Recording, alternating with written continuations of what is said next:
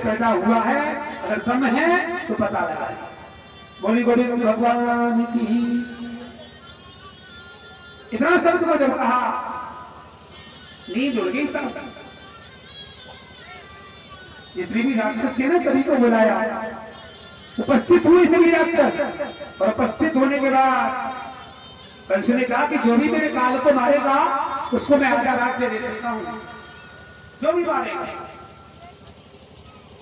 तो पता है पूतना निकल के आई। पूतना बोली ये कार्य मैं करूं? कंस बोला बावड़ी हो गई है। अरे तेरा रूप इतना कुरूप है कि ब्रज के लोग तुझे प्रवेश नहीं करने देंगे घर में। सजनो पूतना ने बड़ा सुंदर रूप बनाया, बड़ा सुंदर रूप। और सुंदर रूप बनाने के बाद नगर में प्रवेश किया। अष्टमी वाले दिन जिन बच्चों ने जन्म लिया था, स्तंभ पर विष को लगा करके पूतना ने दुग्ध पान कराया। और ये कार्य करती भी रही है वो कुल। लेकिन भैया नंद बाबा को मालूम पड़ी। नंद बाबा यशोदा से कह रहे हैं, अरे सुन देख, सुन जाते हमारे लाला को जन्म ले हो ना, वह दिन पड़ोस में एक और लाला ने जन्म ले हो। लेकिन प्रभु की कृपा ऐसी हुई और वो दुनिया में नहीं है। तू एक काम करिए, तो अपने लाला को ध्यान रखिए, मैं भी आ रहा हूँ कि घर बैठिया हूँ थोड़ी देर। नंद बाबा गए, यशोदा पीछे पीछे से पहुंची। कन्हैया को अकेला छोड़ दिया। देखो अकेला जब छोड़ा ना, पूतना ने ये अवसर देखा, भगवान को उठाया और मन में विचार करी कि इसको गोकुल में नहीं मारा जाएगा। बाहर निकल के गई। लोक पाने किया प्रभु मने ही मने सब चायती भारी। मन में विचार कर रही कि दूध पान किया है, अब मरा, अब मरा। लेकिन प्रभु ने क्या किया? खींचत प्राणेन्द्री समेत धरिण करे गिरायति भारी। भगवान ने जब प्राणों को खींचना प्रारंभ किया ना, पूतना ने विशाल रूप बनाया, जमीन पर गिरी। गोकुल के लोग बाहर निकल के देखे कि आवाज कैसी है। यशोदा भी दौड़ी कि मेरे तो कन्हैया घर के लोग। पहुंच गई, जाके पालने की ओर देखा तो कुछ भी नहीं था। यशोदा ने रोना प्रारंभ कर दिया। पूरे गोकुल में ढूंढ रहे लोग। किसी ने सूचना दी आकर के, भैया तेरा लाला तो पता नहीं कोई राक्षस के ऊपर बैठ के खेल रहा हुआ है। पहुंचे, जाकर के गोविंद को उतारा।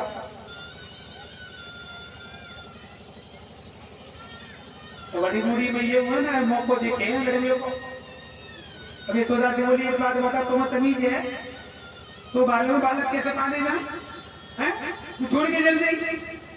यशोदा बोली, अब ना जाऊंगी माता जी को लेकर के आए।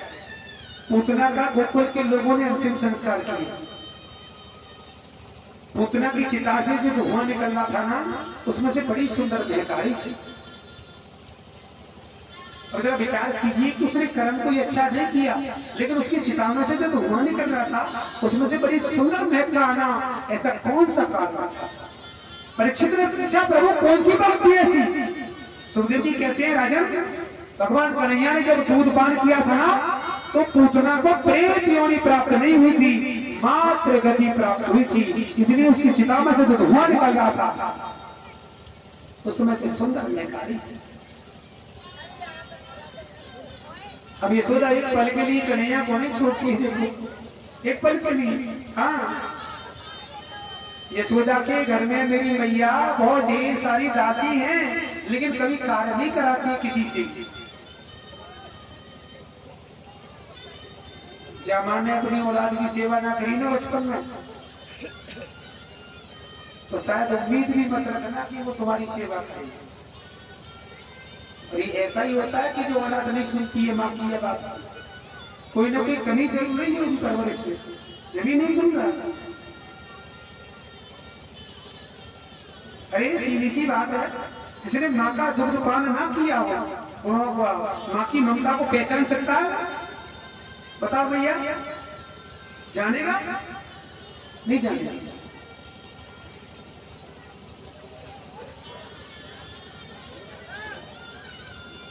सुखदेव जी कहते हैं यशोदा के घर में बहुत ढेर सारी दासी हैं, लेकिन परीक्षित भगवान को सुबह ही स्नान कराती है और बड़े भाव से कन्हैया के साथ पूरा दिन व्यतीत करती है। बोली बोले भगवान की।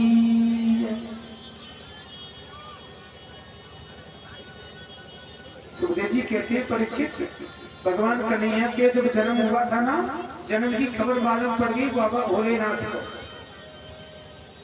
और जब भोले बाबा को जब कन्हैया के जन्म का मालूम पड़ गया तो प्रभु आज चले वहां से बड़ा मन प्रसन्न किए हुए हैं, बड़ा मन प्रसन्न कि दर्शन करने जा रहा हूँ, दर्शन करने जा रहा हूँ। पार्वती रिश्ते में कहा जा रहे बाबा? बोले थोड़ी मालूम। अरे भगवान को अवतार लाया होगा।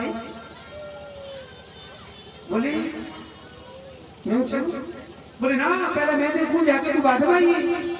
बोले नाथ जा रहे हैं मन में विचार करने कन्हैया, मैं देखूं तो सही तेरी प्यारी सी सूरत, छोटी सी सूरत, तू दिखे कैसे?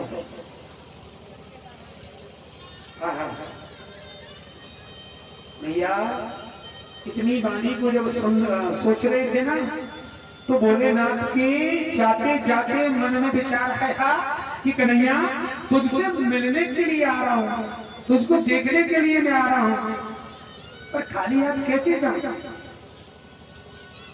अरे काई क्या दावत खा में जाओगे, खाली हाथ चले जाओगे? खाली हाथ जाओगी क्या? लेके जाओगे ना कुछ लेके जाओगे? बोले बाबा भी सोच रहे कि पहली बार तेरा दर्शन पाने के लिए आ रहा हूं प्रभु, तुझे ढूंढ क्या? बोले बाबा की दृष्टि पड़ गई ये हड्डी की तरह। बोले नाथ ने हड्डी को देखा और हड्डी को उठाया, और जो हड्डी थी ना वो भी बड़े प्रतापी संत की थी, जो संत ने दधीच नाम के, उनकी हड्डी पड़ी हुई थी। बोले नाथ ने उस हड्डी को उठाया मैया, और उठा करके एक बड़ी सुंदर बंसी का निर्माण किया, जो कि भोले बाबा ने कन्हैया को प्रदान की थी। बोली गोविंद भगवान की। मालूम था कन्हैया की बंसी में ऐसा अद्भुत जादू क्या था? यही कारण था बस कि आवाज कन्हैया की बंसी की सुनते थे तो गोपी अद्भुत भूल जाती थी, सुदभुत भूल जाती थी। क्यों बोलते नहीं पता? उसकी बांसुरी बंसी से निकला हुआ एक एक शब्द, एक एक धुन सत्य का प्रतीक था। जब भोलेनाथ ने उपहार दिया है तो क्या गलत हो सकता है? नहीं हो सकता। और जहाँ सत्यता का प्रतीक है और सत्यता में भी प्रभु मधुरता हो, वहां कौन दीवाना नहीं होना चाहेगा। बोली गोविंद भगवान की। आज भोलेनाथ चले और यशोदा अपना कार्य कर रही थी और जाकर के त्रिशूल काट दिया। यशोदा ने देखा कहा कि जोगी खड़ा है, कन्हैया को खिला रही थी मैया, और लाला को अंदर रखा ही पालने। सामने पर खड़े भोले बाबा को देखा, हाँ बाबा इच्छा लेके आ गई मैया ले। भोलेनाथ बोले भिखारी समझ रहिएगा मैया। यशोदा बोली भिखारी ना तो कहूं तो मैं सोनो ना जड़ो। अरे ले रो तो ले, मेरे तो लाला रो रहा है, काम कर लो कुछ। बोले बाबा बोले भैया मैंने सुनी तेरे घर में लाला भया। यशोदा बोली हाँ। तो मैया देख सुन, धन की जरूरत ना है, तू एक बार अपने लाला को दर्शन करा है बस। यशोदा बोली कहा? बोले हाँ। यशोदा ने नीचे हटकर बोले बाबा को ऊपर से और नीचे तक जब देखा तो मैया कहती है बाबा तूने अपनी सूरत देखी है, मेरे लाला अगर तुम एक बार देख के डर गए ना, देख दर्शन नहीं कराऊंगी। हाँ धन तुमको जितना चाहिए तो तुम ले जा, पर लाला के दर्शन की मत बोल। भैया करा देना। यशोदा बार-बार मना कर रही है। देखो अब भोलेनाथ सोच रहे कि प्रेम की भाषा से तो समझ नहीं पा रही है भैया, ऐसे के थोड़ा क्रोधित करके देखो समझ जा। बोले दर्शन ना कराएगी तू? यशोदा बोली ना कराओगे तो क्या करोगे? भोलेनाथ बोले मैया बेटे हाँ तेरे दरवाजे में समाधि लगा के बैठ जाऊंगा। यशोदा बोली बैठ जा। बोले बाबा बोले मैया कराती नदी के दर्शन मुझसे लगे।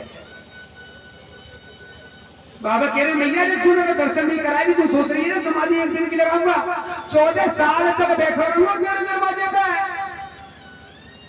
यशोदा बोली है दरवाजे हमेशा को बंद कर दूंगी और 15 साल तक लाला घर में तीनों निकालूंगी।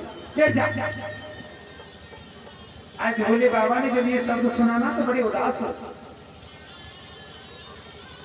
भोलेनाथ बड़े भाव से कह रहे हैं, आंखों में आंसू भर करके देखो भैया करा देना दर्शन कैसे तेरा लाला। बोले ना बिल्कुल ना करा। और जब भोले बाबा को मायूस होना पड़ा, जा रहे बोले पीछे मुड़ के फिर कहा भैया से भैया करा देना, जा रहा हूं मैं देखना भी तो। बोले चलो जा, पर दर्शन नहीं करूंगा। भोलेनाथ गए निकल के गोकुल से बाहर जाकर के बैठ गए और भोलेनाथ सोच रहे कि प्रभु देख सुन, मैं तो केवल तेरा दर्शन पाने आया था।